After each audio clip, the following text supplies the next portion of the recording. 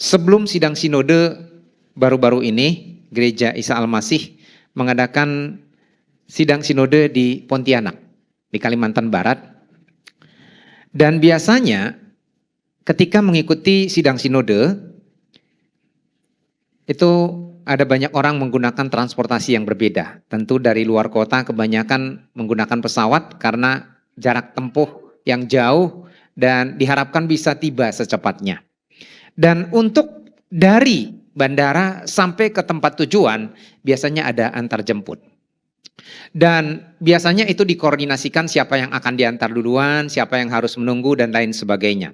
Dan ketika sidang sinode selesai, lalu kemudian saya kepingin cepat-cepat buru-buru pulang.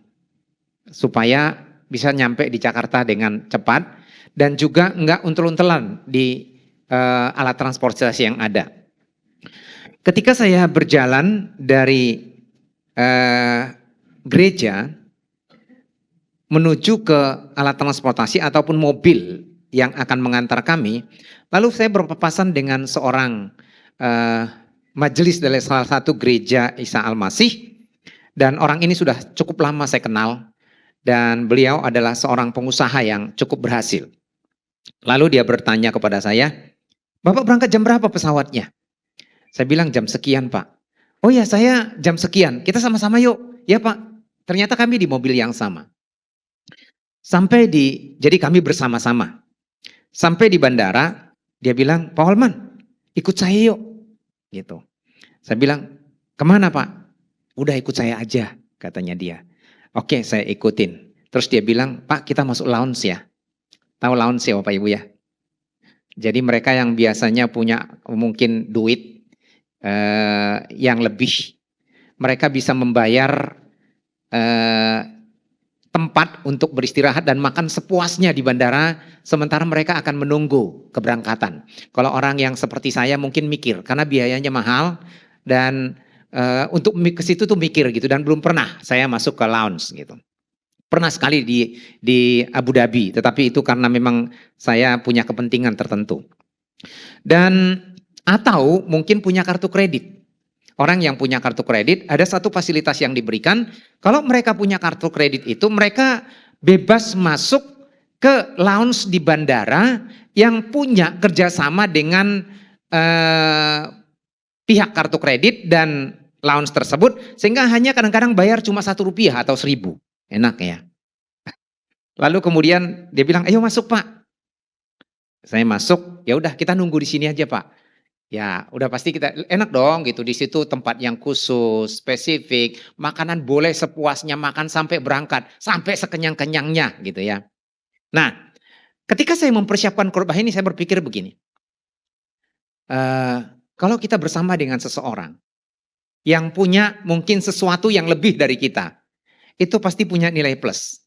Kalau saya berjalan sendiri, maka saya akan nunggu di ruang tunggu dengan masyarakat pada umumnya. Tetapi karena saya berjalan bersama dengan orang yang punya mungkin usaha ataupun uang yang lebih, dia punya fasilitas yang lebih yang bisa dinikmatin. Dan saya tidak punya itu, jadi dia mengajak saya dan kebersamaan itu mendatangkan sesuatu yang menyenangkan buat saya. Nah, kalau kita bisa mendapatkan sesuatu yang lebih dari orang yang bekerja sama dengan kita, yang bersama-sama dengan kita, apabila kita melakukan tanggung jawab kita, ataupun mungkin kita punya kesan yang baik, atau orang itu punya kesan yang baik, kita melakukan yang benar, atau orang itu melakukan yang benar, maka itu pasti akan mendatangkan hal yang positif. Nah, apalagi dengan Tuhan. Kalau Tuhan bersama dengan kita, dan kita berjalan bersama dengan Tuhan, tentu ini timbal balik ya Bapak Ibu ya, nggak bisa separoh-separoh ya.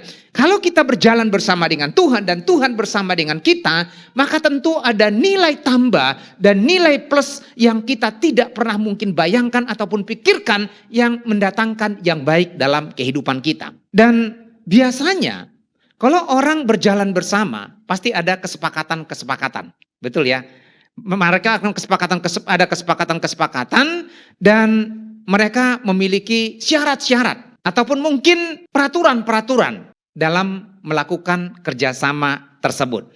Tetapi berjalan bersama hanya akan bisa terjadi didasarkan paling tidak 3 hal. Yang pertama adalah pengenalan satu dengan yang lain. Kita kenal satu dengan yang lain, lalu kemudian kita membentuk kerjasama. Tentu ini merupakan ataupun melewati satu proses untuk menuju kepada kerjasama tersebut. Tetapi yang jelas kerjasama itu dimulai karena mereka kenal satu dengan yang lain. Yang kedua, kerjasama itu hanya bisa berlangsung kalau mereka memiliki trust atau kepercayaan.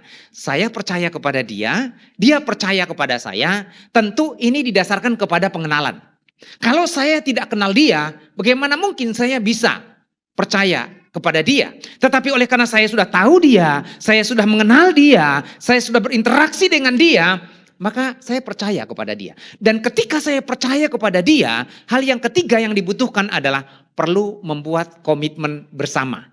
Ya, harus ada komitmen bersama untuk mencapai tujuan ataupun sasaran yang sudah ditetapkan, maka masing-masing punya komitmen. Saya kira berjalan bersama dengan Tuhan juga perlu ini. Kita harus mengenal dia secara pribadi, kita harus tahu dia, kita harus benar-benar mengerti siapa dia, dan kemudian kita ada rasa percaya kepada dia, yakin akan dia, lalu kita membuat komitmen bersama dengan dia. Dalam aspek yang lain, ada orang berjalan bersama dengan hal-hal yang lain. Contoh misalnya, berjalan bersama sakit hati, berjalan bersama akar pahit, berjalan bersama dengan iri, berjalan bersama dengan dengki, berjalan bersama dengan kekecewaan, berjalan bersama dengan kebencian. Dan biasanya orang-orang seperti ini sulit untuk memperoleh damai sejahtera dalam hidup mereka. Dan hidup mereka ini selalu gundah gulana, dan orang-orang seperti ini akan sulit sekali untuk move on. Karena dia akan selalu merasa orang lain lebih hebat, ataupun mungkin ada kecurigaan-kecurigaan yang selalu terpelihara dan tertanam di dalam hati dan pikirannya. Dan itu akhirnya menghancurkan hubungan dengan orang lain. Tapi itu dalam aspek yang lain.